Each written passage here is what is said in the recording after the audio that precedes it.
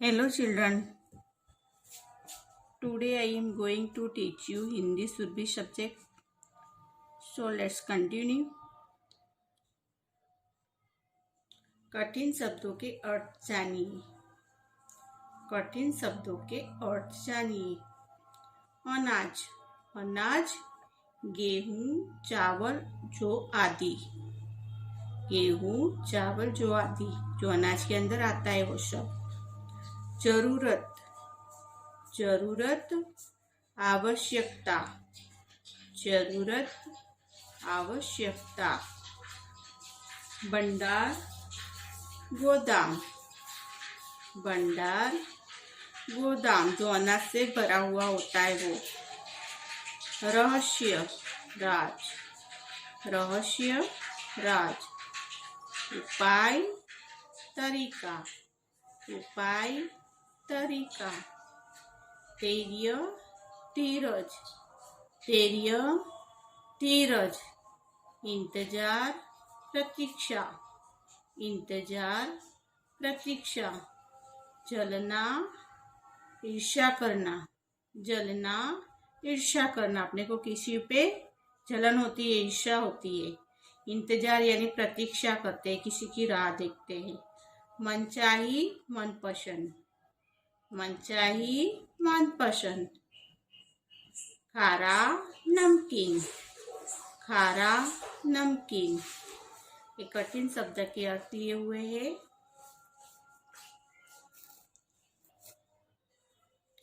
अभ्यास दिया है रचनात्मक मूल्यांकन 1, रचनात्मक मूल्यांकन 1। श्रुत लेखन, श्रुत लेखन। कटहल, दुख दर्द, पत्थर, इंतजार, मालपुआ, रहस्य, आश्चर्य, समुद्र। कटहल, दुख दर्द, पत्थर, इंतजार, मालपुआ, रहस्य, आश्चर्य, समुद्र। अभी मौखिक प्रश्न दिए हैं, उसको आपको ओरली देना है आंसर उसका।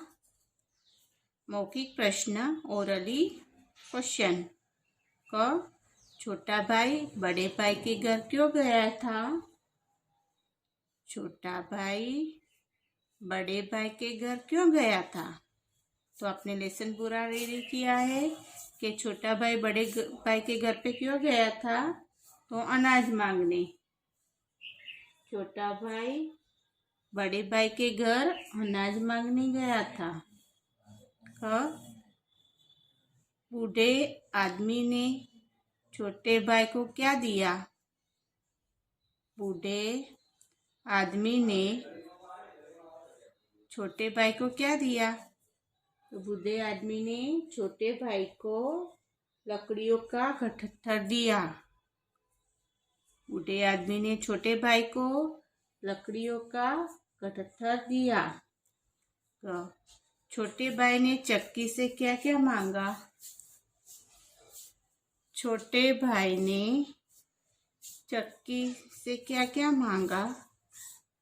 तो छोटे भाई ने चक्की से चावल, मालपुए, पूरी, सब्जी, मिठाइयों मांगी। बड़े भाई की पत्नी क्या लाना भूल गई थी?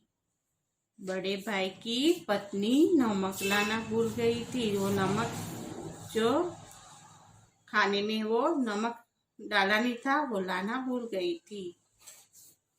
सही गलत, सही गलत। सही उत्तर के सामने ठीक का निशान राइट लगाइए। सही उत्तर के सामने ठीक का निशान राइट लगाइए। क छोटा भाई बड़े भाई के घर में क्या मांगने गया? छोटा भाई बड़े भाई के घर क्या मांगने गया? धन, भोजन, अनाज। तो अनाज, धन, भोजन, अनाज, अनाज मांगने गया। तो अनाज भी राइट करेंगे, अनाज। क बूढ़े आदमी ने छोटे भाई से क्या उठाने के लिए कहा? बूढ़े आदमी ने छोटे भाई से क्या उठाने के लिए कहा? लकड़ियों का कटट्ठर। लकड़ियों का कटट्ठर। किस ओर घुमाने पर चक्की मनचाही चीज देना बंद कर देती है?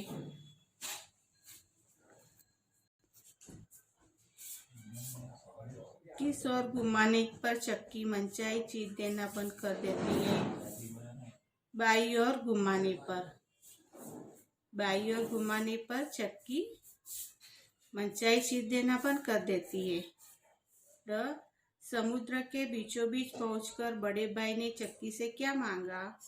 समुद्र के बीचों बीच पहुंचकर बड़े भाई ने चक्की से क्या मांगा? तो नमक।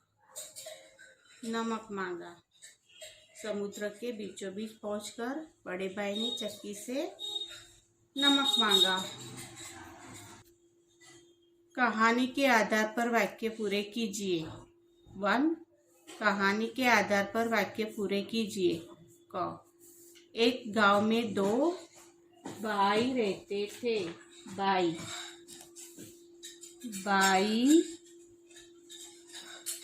रहते थे।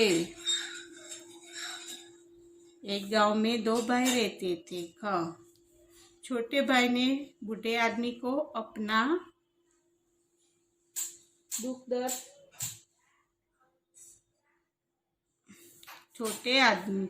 भाई ने बूढ़े आदमी को अपना दुख दर्द सुना दिया।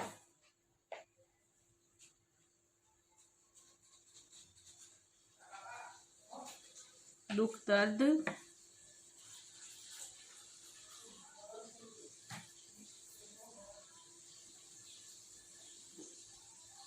बता दिया।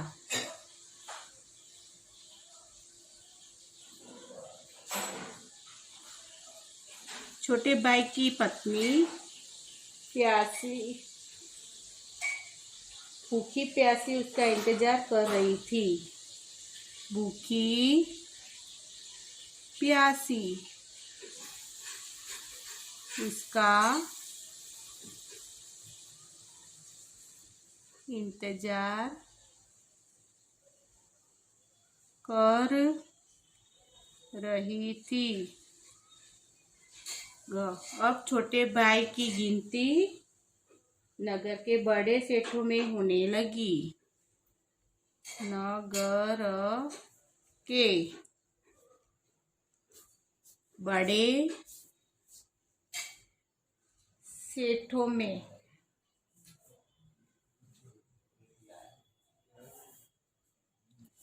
होने लगी। चक्की घूमती रही और नमक निकलता रहा। निकलता रहा। कहानी के आधार पर वाक्य पूरे कीजिए। एक गांव में 2 भाई रहते थे। छोटे भाई ने बूढ़े आदमी को अपना दुख दर्द बता दिया। छोटे भाई की पत्नी भूखी प्यासी उसका इंतजार कर रही थी। अब छोटे भाई की गिनती नगर के बड़े सेठों में होने लगी। चक्की घूमती रही और नमक निकलता रहा। चक्की घूमती रही और नमक निकलता रहा। 2. आपको कौन कैसा लगा लिखिए। बड़ा भाई कैसा लगा? लोभी और बेरहम। लोभी और बेरहम था। 2 नंबर छोटा भाई दयालु और धीरजवान था। दयालु और धीरज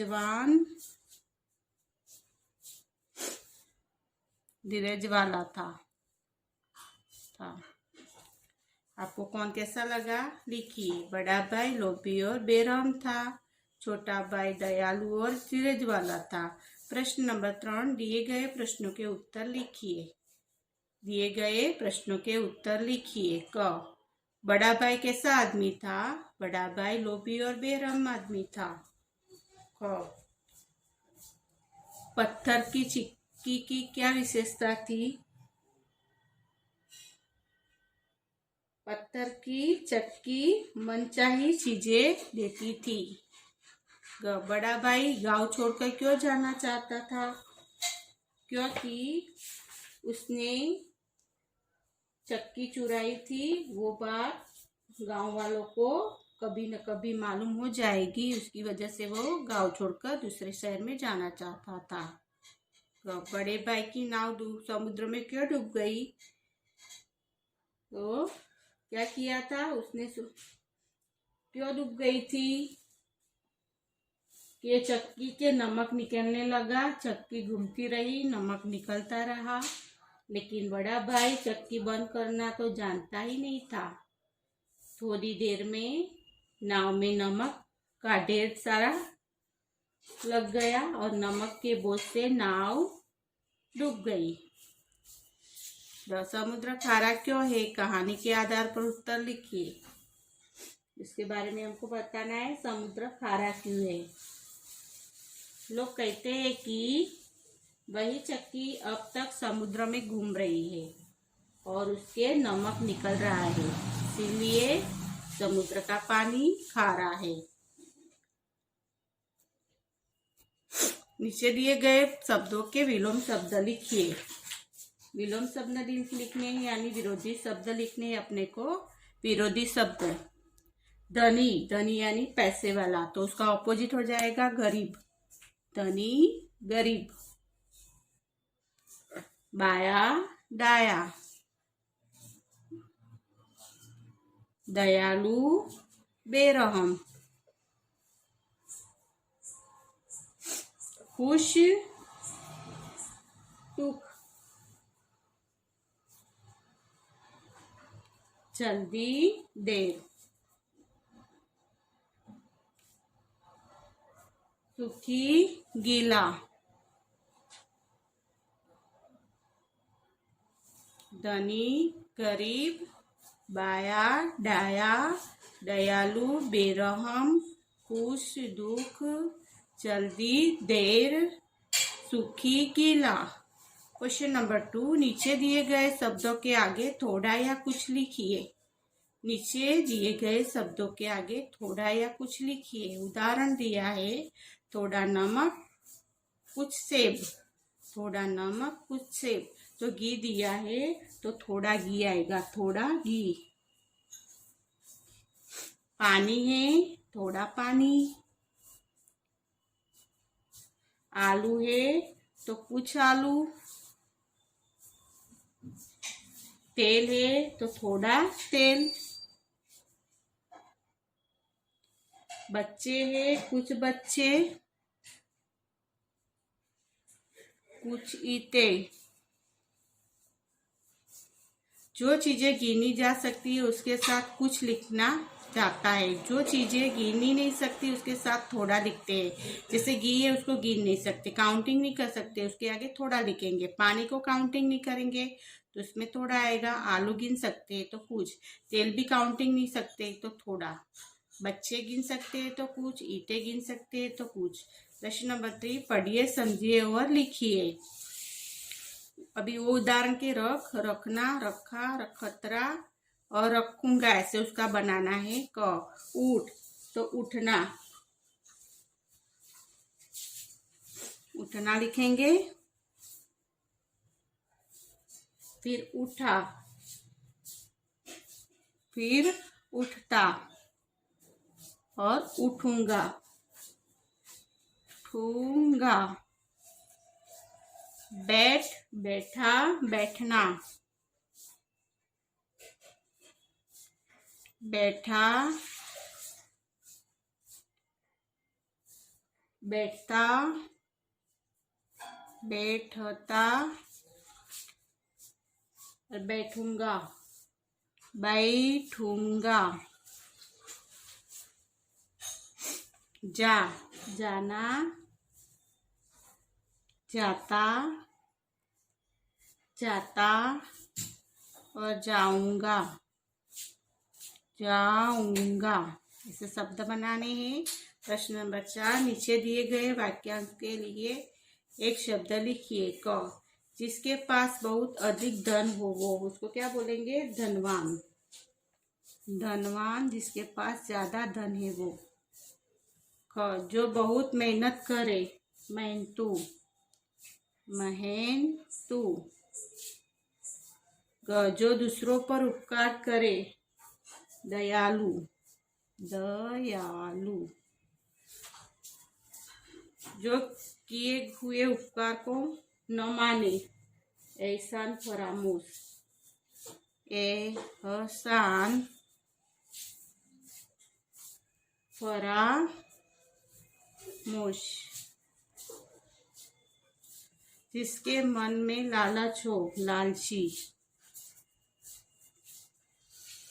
जिसके पास बहुत अधिक धन हो, धनवान। जो बहुत मेहनत करे, मेहनतू। जो दूसरों पर उपकार करे, दयालु। जो किए गए उपकार को मन को न माने, एहसान फरामोश, एहसान फरामोश। जिसके मन में लालच हो, लालची। ये है वाक्यों के लिए शब्द लिखना। नीचे दिए गए गद्यांश को पढ़कर पूछे गए प्रश्नों के उत्तर लिखिए। सभी बच्चों का मन खेलने के लिए मचलता है। खेल का आनंद है ही उतना अनोखा। कोई भी खेल मनोरंजन के साथ साथ मन का तरोताजा, शरीर को स्फूर्ति और उल्लास से भर देता है। खेल खेलने से हमारी सेहत भी अच्छी रहती है।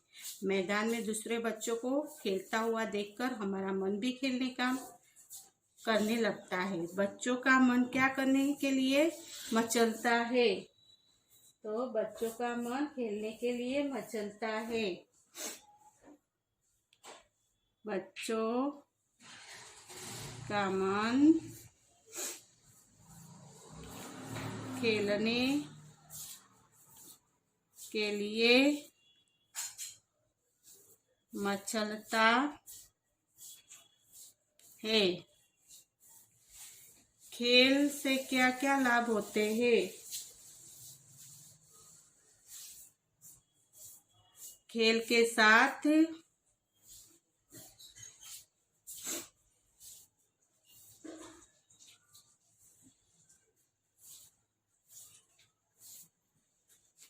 मनोरंजन,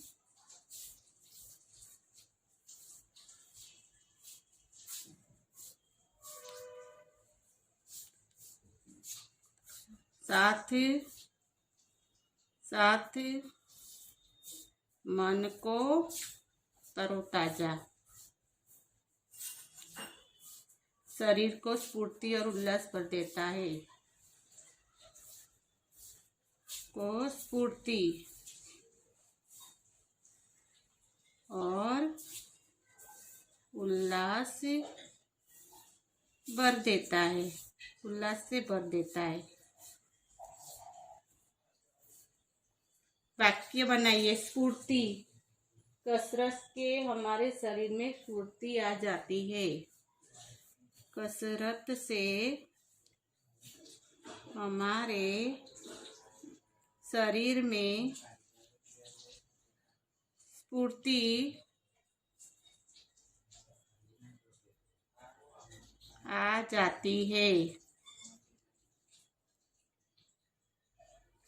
अर्थ लिखिए। आनंद, खुशी, आनंद, खुशी। सेहत, तंदुरुस्ती, तंदुरुस्ती, सेहत, तंदुरुस्ती। ऐसे ही इधर पैराग्राफ दिया है, उसमें से अपने को उसके आंसर लिखना है। समझ गए? ऐसे करेंगे आप लोग। बच्चों का मन क्या करने के लिए मचलता है? बच्चों का मन खेलने के लिए मचलता है। बे नंबर, खेल से क्या क्या लाभ होते हैं? खेल के साथ मनोरंजन, साथ साथ मन को तरोताजा, शरीर को स्फूर्ति और उल्लास से भर देता है। वाक्य बनाइए। स्फूर्ति, कसरत से हमारे शरीर में स्फूर्ति आ जाती है। अर्थ लिखिए, आनंद खुशी, आनंद खुशी, सेहत तंदुरुस्ती, सेहत तंदुरुस्ती। समझ गए? Okay, understood.